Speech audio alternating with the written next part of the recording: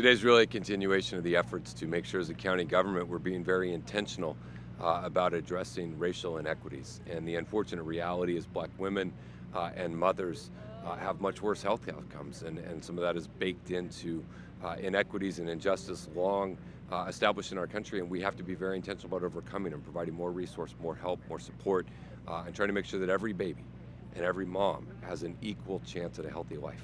When I was pregnant, it was complicated finding care. I especially wanted a black OBGYN to deliver my baby, and very hard to find one in San Diego. I finally found care with a team of midwives and doulas, but I had to be transferred to the hospital and wasn't able to have the natural birth I wanted. When I was in the hospital, I was pretty much overlooked. I wasn't really taken with the sense of urgency that I needed, being that I had my water had broken over 48 hours ago.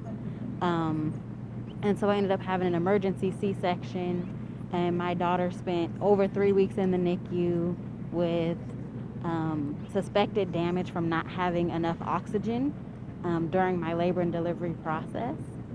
It was very stressful.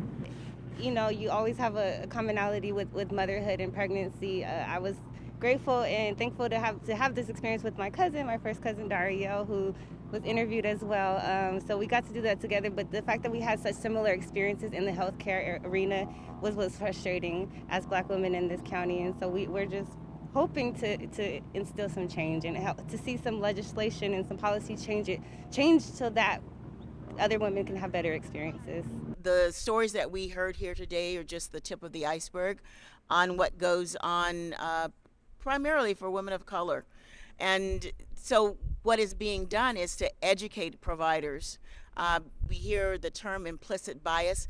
People aren't intentionally biased, but the implicit bias is something that we are working on with our staff, and we hope to push it beyond just the medical provider, but to the community.